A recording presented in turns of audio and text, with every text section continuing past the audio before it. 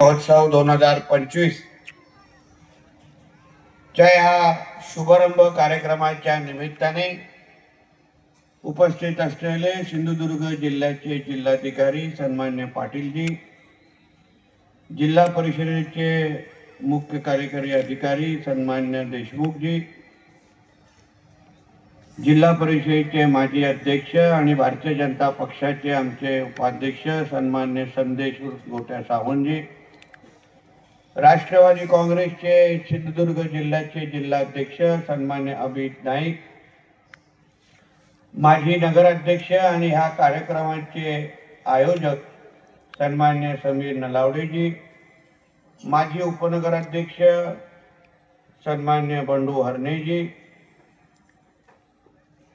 कार्यकारी अभियंता सन्मान्य सर्वगोडजी, कणकवलीच्या मुख्याधिकारी पाटील मॅडम, भारतीय जनता पक्षाचे आमचे मंडळाचे अध्यक्ष सन्मान्य मिलिंद मिस्त्री, युवा मोर्चाचे अध्यक्ष सन्मान्य संदीप मिस्त्री, शहर अध्यक्ष सन्मान्य अण्णा कोधे, मंचावर उपस्थित असलेले अन्य सर्व प्रमुख मान्यवर, भारतीय जनता पक्षाचे आमचे सर्व सहकारी, समोर उपस्थित असलेले सर्व वडीलधारी मंडळी, बंधू भगिनींनो आणि माझे सर्व तरुण मित्रांनो, कणकवली महोत्सव 2025च्या या शुभारंभाच्या निमित्ताने मी माझ्या शुभेच्छा देण्यासाठी आवर्जून आपल्या इथे उपस्थित आहे. सालाबादप्रमाणे याही वर्षी अतिशय उत्साहाने आपण या कणकवली महोत्सवासाठी आपण सर्वजण आपल्या कुटुंबाबरोबर आज आपण इथे उपस्थित आहोत. माझ्या अगोदर आमच्या समीर नलावडेजींनी एकंदरीत ह्या कणकवली महोत्सवाचा प्रवास आणि ह्याच्या मागचा हेतू या दोन्ही विषय आपल्या समोर मांडलेला आहे.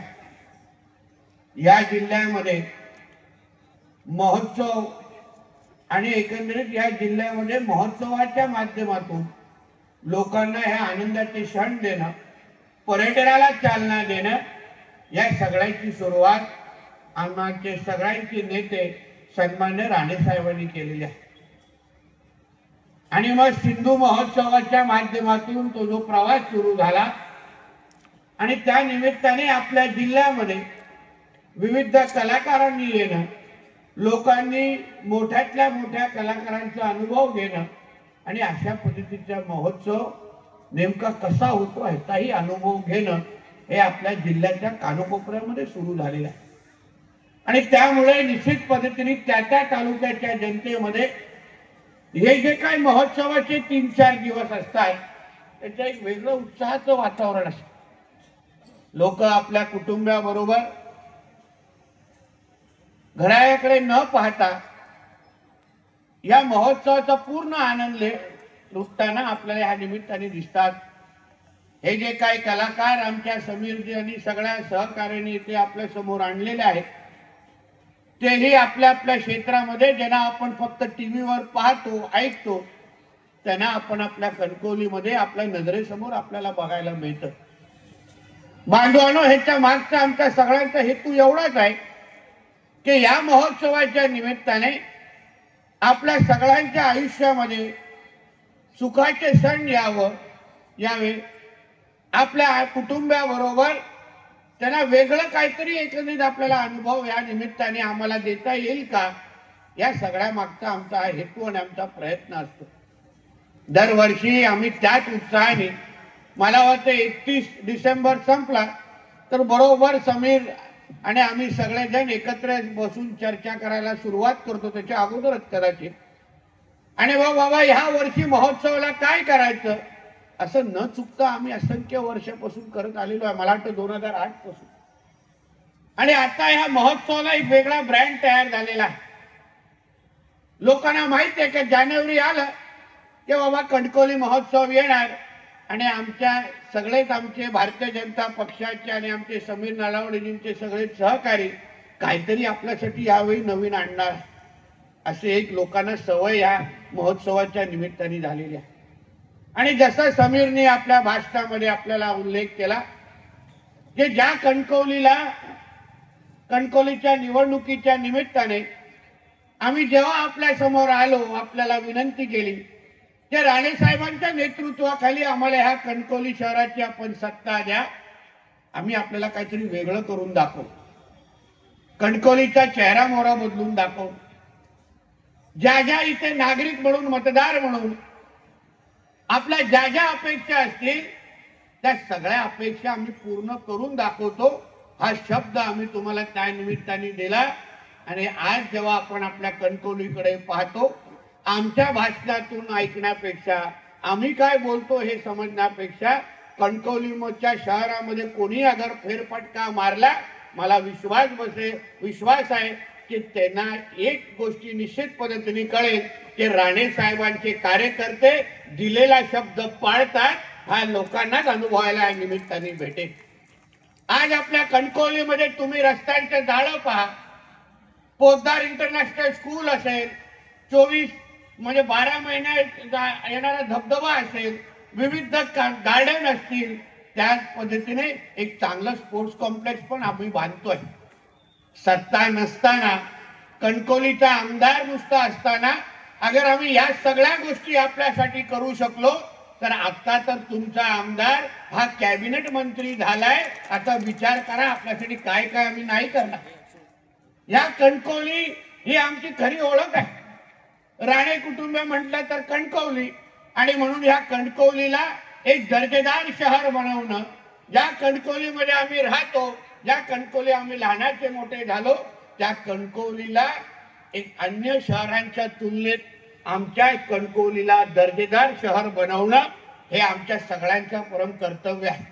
आणि म्हणूनच खुर्चीवर बसल्या बसल्या मी आमच्या बंडू हरणेंना फोन केला, मला अधिवेशनामध्ये त्याच्यानंतर भेटायला आले, आणि मग मी त्यांना विचारलं, आता हरणे साहेब आता सांगा काय काय करायचं, आता कुठल्याही मंत्रालयाकडे काय करायचं, आता कुठल्याही मंत्रालयाकडे जायची आपल्याला गरज नाही, आता सगळेचे सगळे अधिकारी हे आपल्या दालनामध्ये येतील अशी सोय झालेली आहे, म्हणून त्याची चिंता करू नका।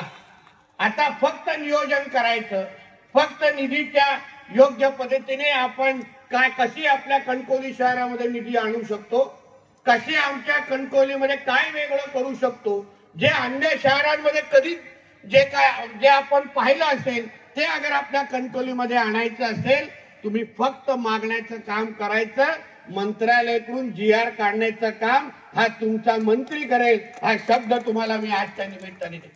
आता काही मागे पडायचं गरज नाही, जास्त थांबायची पण गरज नाही, फक्त आपल्याला जे काही नियोजनबद्ध काम जे असतं, कणकवली शहराच्या गरजा नेमकं काय आहेत, अन्य विकसित झालेल्या शहरांबरोबर आपण जेव्हा आपल्या कणकवलीची तुलना करू, आपण जेव्हा आपल्या कणकवलीला समोर ठेवू, तेव्हा आपल्या ह्या इकडच्या स्थानिक जनतेसाठी सुखसोयी कशा आणू शकतो, वेगळे प्रकल्प इथे कसे आणू शकतो, याचं नियोजन आपल्याला करायचं आहे। पहिला आमची जेव्हा विरोधी पक्षामध्ये आम्ही सगळे होतो, तेव्हा कणकवली म्हटलं तर लगेच सत्ताधारी लोकांना एलर्जी व्हायची। त्याच्यामध्ये जेव्हा महाविकास आघाडीची सरकार आलं, तेव्हा कणकवली म्हटलं तर लगेच त्याच्या समोर फुली मारायला लागायचे आणि असलेली आमची सगळी निधी थांबवायची। त्याच्यानंतर 2.5 वर्षाचं आमचं महायुतीचं सरकार आलं, आमचे रवी चव्हाण साहेब आमचे पालकमंत्री झाले, म्हणून आणि त्या 2.5 वर्षाच्या कालावधीमध्ये निश्चित पद्धतीने कणकवलीमध्ये आम्हाला जेवढी अपेक्षित निधी पाहिजे होती ती आमच्या चव्हाण साहेबांनी निश्चित पद्धतीने दिली, यासाठी आम्ही खरंच त्यांचं कौतुक करतो आणि त्यांचे आभार मानतो। आता 5 वर्ष स्थिर सरकार आहे, केंद्रामध्ये सन्मान्य राणे साहेब खासदार आहेत, मी स्वतः इथे मंत्री म्हणून सरकारमध्ये बसलेलो आहे। आता कणकवलीसाठी या 5 वर्षामध्ये असं काय आम्हाला का वेगळं करून दाखवायचं आहे, ज्या 5 वर्षामध्ये आपल्या कणकवलीला पुढच्या 25 वर्ष कसं आपण तयार करू शकतो, या दृष्टिकोनातून आपल्याला पावलं टाकायचं, म्हणून त्या सगळ्याचं नियोजन निश्चित पद्धतीने होईल। तुम्हाला हा विश्वास या निमित्ताने दे। मध्ये निवडणुका येतील, कदाचित हे 2-3 महिन्यानंतरच कणकवली नगरपंचायतची निवडणूक लागेल, तेव्हाही तुमच्या समोर आम्ही सगळेजण येऊ, तेव्हाही आमच्या सगळ्यांच्या संकल्पना आपल्या समोर मांडू, पण मतदार म्हणून कणकवलीचे नागरिक म्हणून आपण सगळ्या जणांनी एक लक्षात ठेवलं पाहिजे की जेव्हा कोण आपल्या सत्ताधारी आम्ही लोक नव्हतो, जेव्हा काही हातात नव्हतं, तेव्हाही आम्ही आपल्यासाठी झगडत होतो, संघर्ष करत होतो, आपल्यासाठी अशा पद्धतीचे महोत्सव आयोजित करत होतो. बाकी सगळेजण नुसतं टीका टिप्पणीमध्ये करण्यामध्ये व्यस्त होते, नुसतं एक दुसऱ्यावर भांडणं करण्यामध्ये व्यस्त होते. तेव्हा समीर नलावडे असतील आणि आमचे माझे सगळे सहकारी तेव्हा तुमची सेवा करत आमच्या कणकवलीसाठी दिवस रात्र मेहनत करत होतो. करोनाचा काळ आठवा. या करोनाच्या कालावधीमध्ये आम्ही अभिमानाने सांगू शकतो, दुसऱ्या कुठल्याही पक्षाच्या कार्यकर्त्यांनी जेवढं काम केलं नाही तेवढं काम आमच्या भारतीय जनता पक्षाच्या कार्यकर्त्यांनी आमच्या कणकवलीसाठी केलं आणि कणकवलीची सेवा केली. आम्ही अभिमानाने सांगतो, आम्ही कुठेही कमी पडलेलो नाही आणि पडणार पण नाही. आणि आता तर विषयच राहत नाही. आता तर आपण मंत्रालय, आम्ही राज्य सरकारमध्ये बसलेलो आहे. आमचे आदरणीय देवेंद्र फडणवीस साहेब मुख्यमंत्री आहेत. साहेबांचं विशेष प्रेम आमच्या सिंधुदुर्ग जिल्हा आणि त्याच्यापेक्षाही जास्त लक्ष आमच्या कणकवली विधानसभेवर आहे. म्हणून तुम्हाला जे हवं आहे, तुमच्या मतदार म्हणून तुमच्या ज्या अपेक्षा आहेत, मी तुम्हाला विश्वास देतो तो तुम्हाला ज्या ज्या अपेक्षा असतील त्याच्यापेक्षाही जास्त देण्याचं काम हे आमच्या महाराष्ट्र सरकार करेल, एवढा विश्वास तुम्हाला मी आजच्या निमित्ताने करतो. विचारा आमच्या सीओ पाटील मॅडमला. त्या दिवशी आम्ही वेंगुर्ल्यामध्ये एका कार्यक्रमामध्ये होतो, सगळे सीओ आणि नगरपंचायतचे कर्मचारी एकत्र आलेले आणि त्यांच्यासाठी एक कार्यक्रम आम्ही वेंगुर्ल्यामध्ये हे लोकांनी आयोजित केला. आमच्या बक्षीस समारंभासाठी मी आणि कलेक्टरजी आणि सगळेजण तिथे उपस्थित होतो. दुसऱ्या सकाळीच मी त्यांना फोन केला आणि मी मॅडमला सांगितलं, मॅडम ज्या आपण सभागृहामध्ये बसलेलो तो तुम्ही सभागृह पाहिला का? मला हा सर पाहिला. मग काय करायचं? मला मॅडम तो सभागृह मला माझ्या कणकवलीमध्ये पण बांधायचा आहे, तुम्ही प्रस्ताव तयार करायचा. तुम्ही नुसतं प्रस्ताव तयार करून द्या, माझ्याकडे पाठवा. येणाऱ्या कालावधीमध्ये आपण आपल्या कणकवलीमध्ये असा सुसज्ज असा एक सभागृह तिथे बांधू, जेणेकरून नाटकं पण इथे होतील, चांगले प्रयोग पण होतील आणि सांस्कृतिक दृष्टिकोनातून आमची कणकवली पण कोणाच्या मागे राहणार नाही याची काळजी आम्ही त्या निमित्ताने घेऊ. म्हणून असंख्य संकल्पना, ज्या ज्या गोष्टी आपण डोक्यात विचार करू आणू त्या सगळ्या गोष्टी आमच्या कणकवलीमध्ये आता होतील असा विश्वास तुम्हाला तुमचा लोकप्रतिनिधी म्हणून या निमित्ताने मी देतो. फक्त तुमचं प्रेम आणि विश्वास.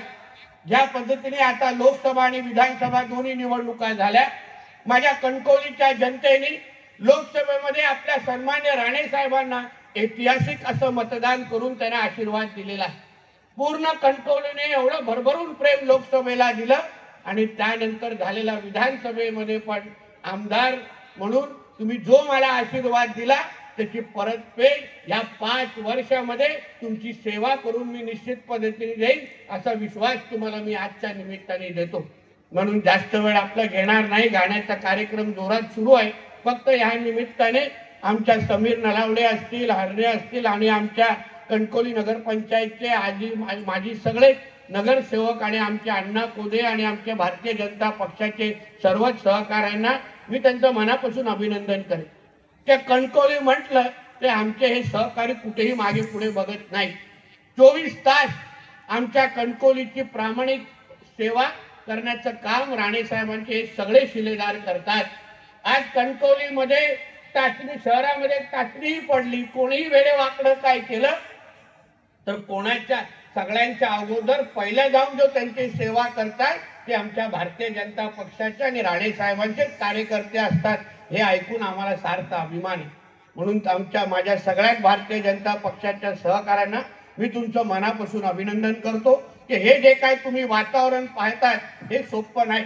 असंख्य दिवसाचं नियोजन त्याच्यामध्ये जातं, मेहनत जाते, फोनाफोनी करायला लागते, एक दुसरं कसं किती स्टॉल बांधायचा, कसे त्या सगळ्या लोकांना जागा द्यायची, कलाकारांना कसं संपर्क करायचं, बिचारे दिवस रात्र मेहनत करतात याची जाणीव मला आहे, माहिती मला.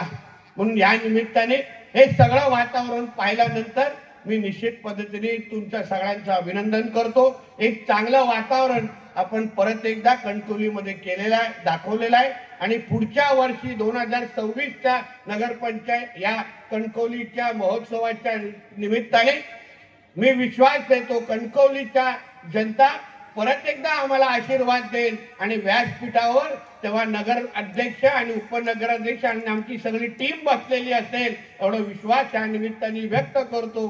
इथेच थांबतो. जय हिंद, जय महाराष्ट्र.